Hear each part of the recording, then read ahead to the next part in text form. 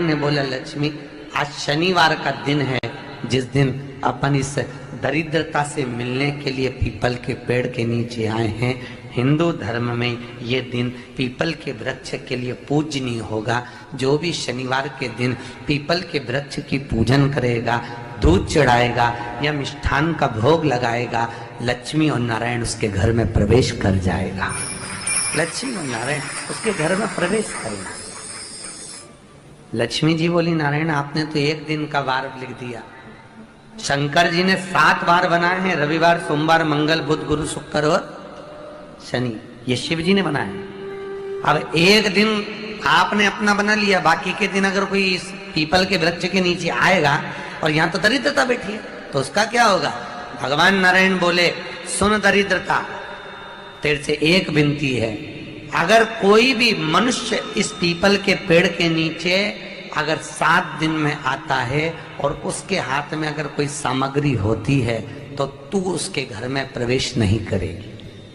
नियम में पीपल के वृक्ष का या तो पानी का लोटा लेकर जाओ, कुंकू का चोपड़ा लेकर जाओ, शक्कर लेकर जाओ, या पेड़ के नीचे चींटी को डालने के लिए आटा ले जाओ, पर खाली हाथ पीपल के वृक्ष के नीचे कभी मत जाओ।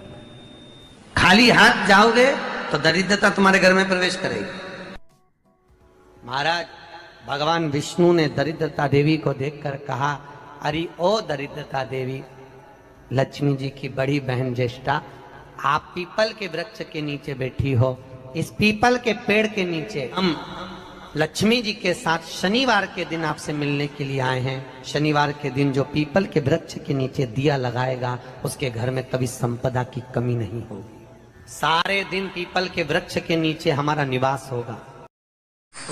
एक बात और बहुत ध्यान से सुनिएगा महाराज, जिसको शनि चल रहे हो, जिसको शनि का प्रभाव चल रहा हो, शनि बकरी चल रहा हो, ढैया 7.5 चल रही हो, आप कुछ भी ना कर सकते हो, तो भी शनि महाराज को अगर आप तेल चढ़ाते हो थोड़ा सा भी, उसमें भी अगर आप रुद्राक्ष का स्पर्श कराकर, रुद्राक्ष को भिंगो कर अगर वो तेल चढ़ा देते हो, तो वो शिव शनि को प्राप्त होता है। मतलब काशी में बैठे हुए शनि महाराज को,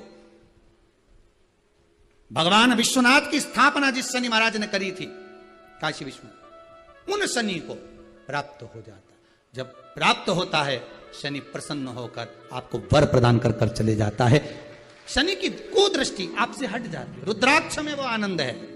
अगर किसी को शनि लग गया हो, कोई प्रॉपर्टी का काम कर रहे हो, कोई व्यापार करते हो और व्यापार नहीं चल रहा, बहुत अड़चने आ रही है, कोई ना कोई परेशानी पे परेशानी आ रही है, एक काजल की डिब्बी लो, काजल की डिब्बी लो, काशी विश्वनाथ का नाम लो और 21 बार उतारो, और उतार कर किसी पेड़ के नीचे तक खड्डा खोदकर उसको दबा दीजिए, आपका काम यूं सफलता की ओर बढ़ना चालू हो जाएगा। शनि की कुदृष्टि समाप्त, 7.5 ढैया समाप्त।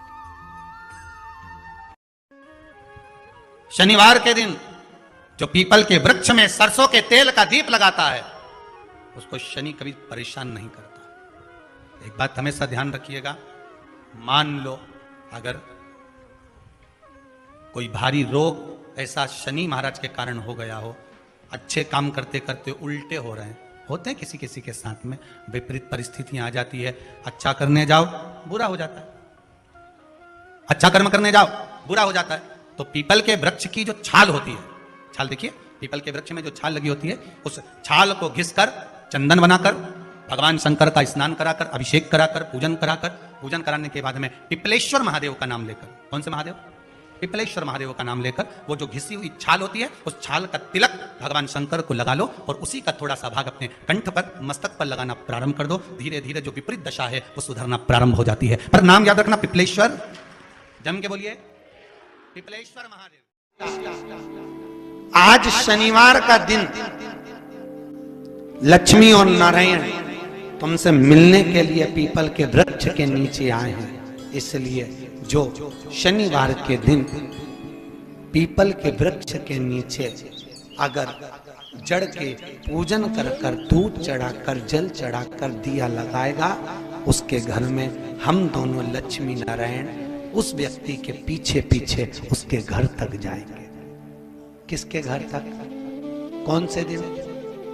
शनिवार। इसलिए सारे दिनों में श्रेष्ठ दिन है शनिवार, पीपल के वृक्ष की पूजन की, क्योंकि लक्ष्मी और नारायण स्वयं ज्येष्ठा से कहते हैं, ज्येष्ठा दीदी हम आपसे मिलने के लिए शनिवार को आप पीपल के वृक्ष में रहोगी और शनिवार के दिन हम आपके यहाँ आएंगे। और सुन दरिद्रता, अगर कोई पूजन करने के लिए आए, कोई धूप बत्ती करने के लिए आए, पीपल के वृक्ष के नीचे अगर कोई धूप बत्ती लगाए, अगरबत्ती लगाए, जल चढ़ाए, दिया लगाए, तो तू उसके साथ कभी ना जाए।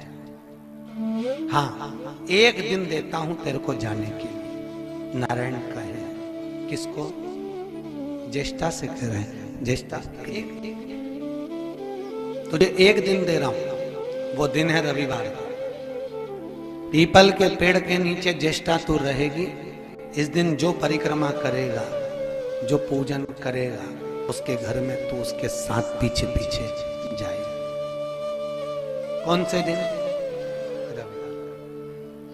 इसलिए केवल हिंदू धर्म में एक दिन रविवार का ऐसा है जिस दिन हमारे हिंदू धर्म के अंतर्गत पीपल के वृक्ष के नीचे ना तो परिक्रमा लगती है, ना दिया बत्ती लगता है, क्योंकि उस दिन दरिद्रता, उस दिन ज्येष्ठा बैठकर, क्योंकि इसको तो स्थान नहीं मिल रहा ना जाने का, इसको तो जगह कहां मिल रही है, इसको जगह कहां मिली जो कांटे के पौधे लगे हों, जो नीम का पेड़ हो, जो बमुल आदि का वृक्ष हो, जो आदिक वृक्षों का व्याख्यान यहाँ वर्णन किया गया है, सारे वृक्षों का वर्णन किया गया, तो उसके यहाँ जाएगी। तो जो गलत स्त्री हो उसके यहाँ जाएगी, जिसके यहाँ झूठे बर्तन पड़े रहे तो उसके यहाँ जाएगी। तो दरिद्रता खुद कहती है अगर किसी के यहाँ ये मिला ही नहीं तो मैं किसके यहाँ जाऊंगी। तो कह दिया रविवार के दिन जो पीपल के वृक्ष के नीचे आए, परिक्रमा लगाए, रविवार के दिन जो पीपल के वृक्ष के नीचे आकर तेरी पूजन करे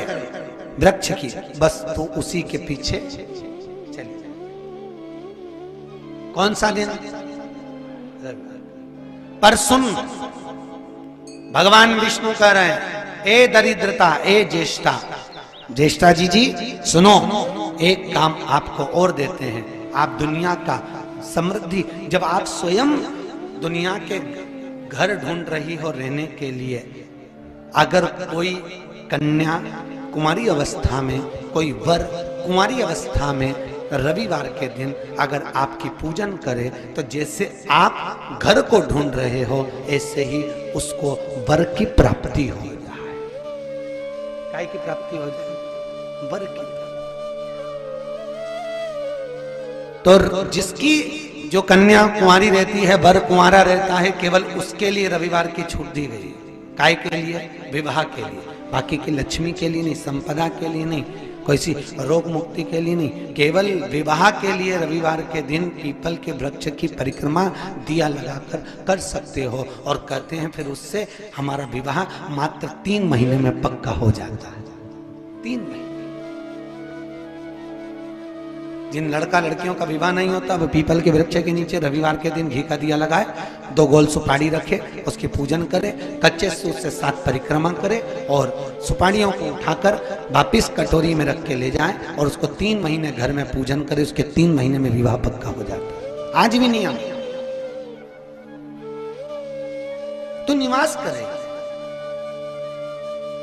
तू भी घर ढूंढ रही है, कुंवारी अवस्था में आकर जो वर की प्राप्ति के लिए, सुंदर विवाह के लिए जो तेरा अनुष्ठान करेगा, उसको सुंदर वर की